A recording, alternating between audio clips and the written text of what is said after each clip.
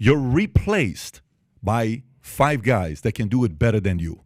So the only thing is about ChatGPT, can it replace that Joe who's been fantastic? Now he is being replaced by AI that he used to be important. Now he's just a guy that was very smart and famous 15 years ago. Yeah, so you take on something else. Stay flexible enough to shift what your job ambitions are in the possibility that you could be replaced. In today's video, Neil deGrasse Tyson shocks Patrick Bet-David on the future of AI on PBD's podcast. AI is an incredibly powerful tool, but tools are only useful if the person using them actually understands what they're doing. If we start treating AI as a substitute for learning and creativity instead of an assistant, we're going to end up with a lot of people who can generate answers but can't explain them. And that's a pretty dangerous place to be. But before we dive in, make sure to subscribe if you want to see more videos like this one. If I have thoughts that I write down by hand and they're not on the internet, right, and I have enlightened ideas, the AI will not be able to track that unless I post it online, which I might then do. Then it'll catch up with me. They're fine. Do you think everything under the sun has been thought of and written about online? No, of course not. Oh my gosh, of course not. Okay. New ideas are not yet online. So I'd like to see AI invent new understandings of the laws of physics. I haven't seen that yet. Okay, you know what? That's a good way of think about it. That makes sense because meaning human beings working together in a collaborative way invent things. AI hasn't independently yet invented something big. But people who claim that general AI will one day arrive there, and okay, fine. But here's something else I'll say. Sure. On the back of my phone is a section of Van Gogh's The Starry Night. Mm-hmm. Okay, you could tell AI to paint something in the style of Van Gogh of this scene, mm-hmm, and they'll do it. But you can't tell AI to be Van Gogh in the first place.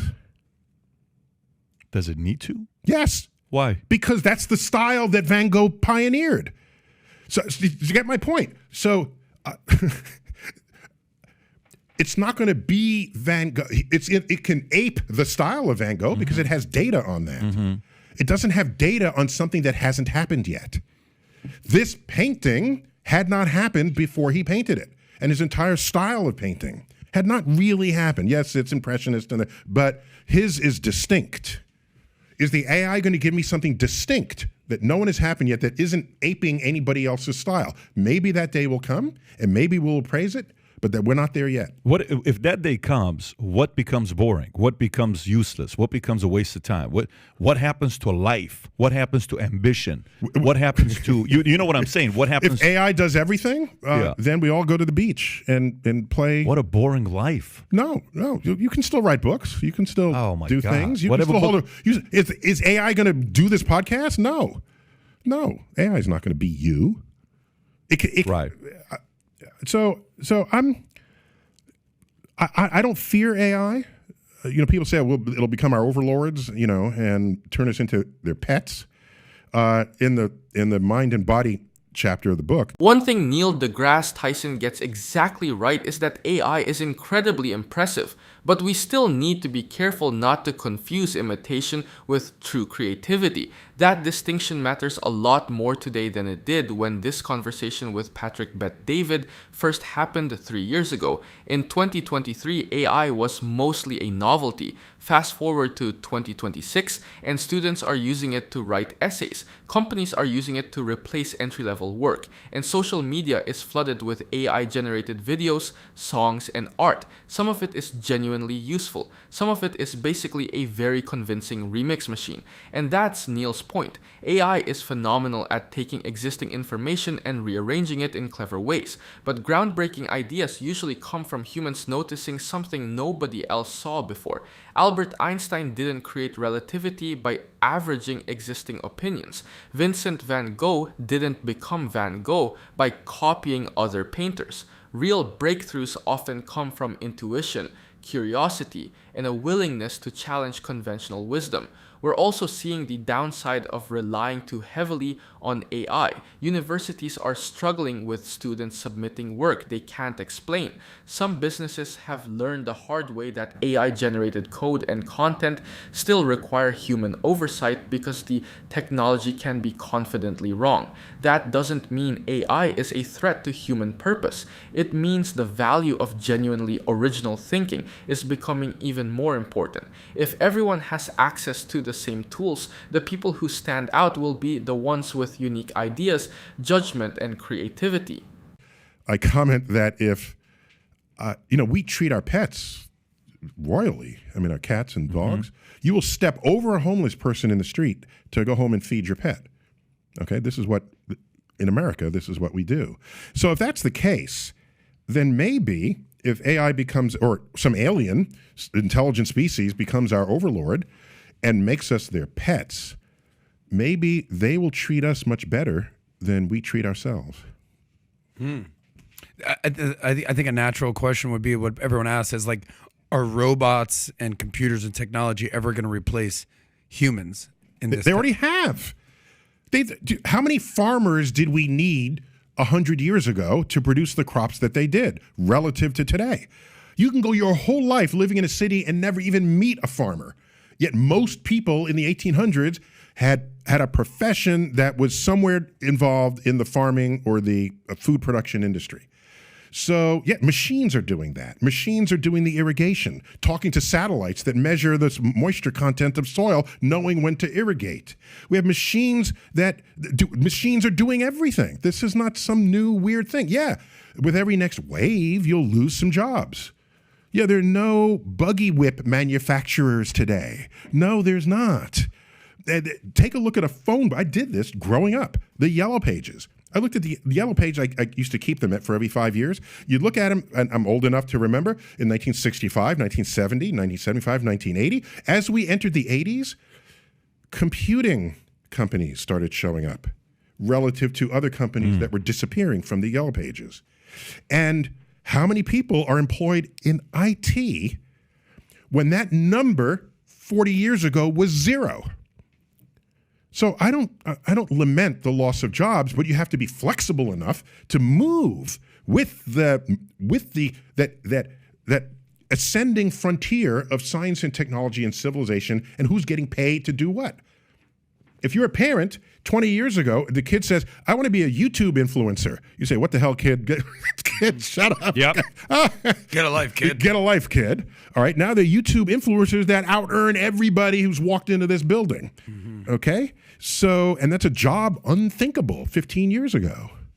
But it's a job today. So I don't lose sleep over any of this. Are you making? There's a difference. There's a difference because this is. I'll give you this perspective, and then you give me. Wait, yours. you're not going to tell me it's different this time. Is that really? You're going to tell me that really? You're going to say no, this time it's not different? at all. Not at all. Did you read the book, the economics book? This time it's different. No, I have not. But, that book? It's every time there's an economic collapse. Yeah, but this one's time different. is different. So here's a question for you. It's all the same. Here's a question for you.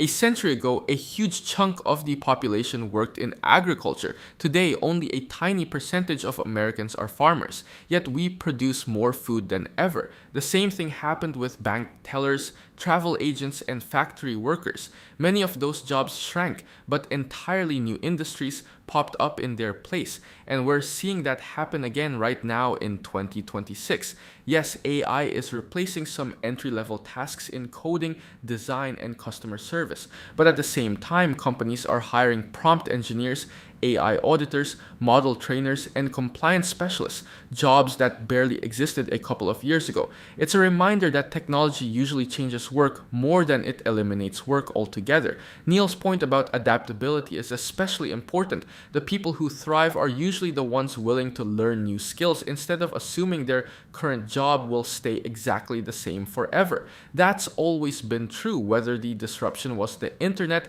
smartphones, or now artificial intelligence. And honestly, we're already seeing how human creativity still matters. The most successful creators, entrepreneurs, and even YouTubers aren't winning because they have access to AI. Everyone has access to the same tools.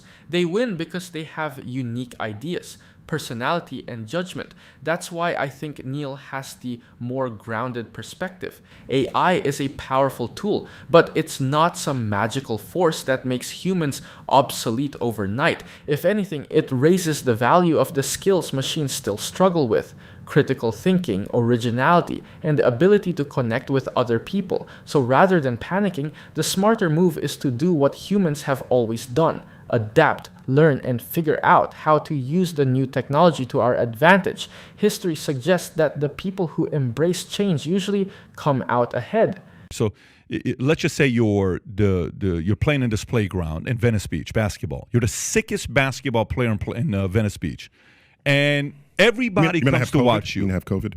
This is this is during COVID. You're killing it. Nobody is there. No, so you're only playing by yourself. Sickest. Sorry, I was just trying to be funny. Well, we go to COVID right afterwards. But so you're the best basketball player at Venice Beach.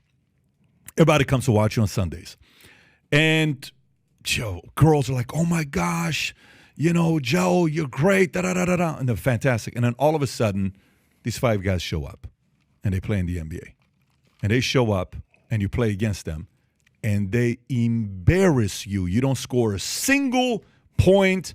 They dunk on you. All of a sudden, those same girls that were like, oh my God, Joe, they forgot what your name is. Okay? Yeah. You're replaced by 5 guys that can do it better than you.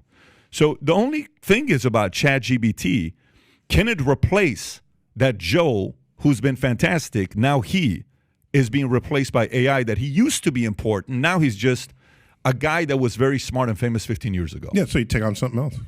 Stay flexible enough to shift what your job ambitions are in the possibility that you could be replaced by a machine. I have an example. I personally knew a calligrapher who drew the letters in a dictionary, the opening letter, because the dictionary, you start out, you get to like the letter G. Well, the first entry in a dictionary in the G's is the letter G. All right. And so that was a calligraphy thing. That was hand done for many, many years. And the company said, we need you to make a template of this. Okay. Which she did because she was on staff. She was on payroll. And then they scanned it and then she was laid off. So, okay. Yeah, that's sad. But, look for other jobs that are arising. There are more jobs. Think about it. There are 330 million people in this country. And 20 years ago, there were 200 million or whatever the numbers were. The point is, all these new people who didn't exist back then have jobs today. The job market has grown in all kinds of dimensions, in all kinds of ways. Be aware of that. That's why you should never take job advice from your parents.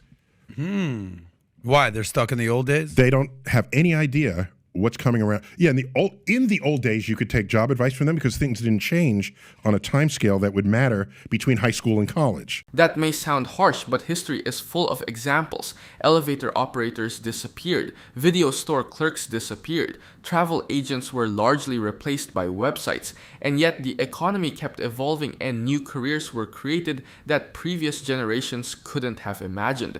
This conversation with Patrick Bet-David is even more relevant now in 2026. Over the last year alone, companies like Microsoft, Google, and Shopify have made it clear that employees are expected to use AI tools to work faster and more efficiently. That has understandably made a lot of people nervous, especially those in writing, design, and software jobs. But Neil's broader point still holds up. Being replaced at one task does not mean you are obsolete as a person. The people who thrive are usually the ones who pivot. Think about how many careers exist today that didn't exist 15 years ago. YouTubers, podcast producers, app developers, social media managers, and AI specialists. If you had told parents in 2008 that kids would someday make millions filming videos in their bedrooms, they would have laughed. And honestly, that's where human beings still have a huge advantage. AI can help draft a script, generate an image, or summarize information. But it can't replicate your perspective, your humor, your life experience, or your ability to connect with an audience. So I think Neil's outlook is the healthier one. Don't waste energy trying to freeze the world in place. Learn how the new tools work and figure out where you can still add something uniquely human. Because the people who succeed in the AI era won't be the ones pretending nothing changed. They'll be the ones who adapt faster than everyone else.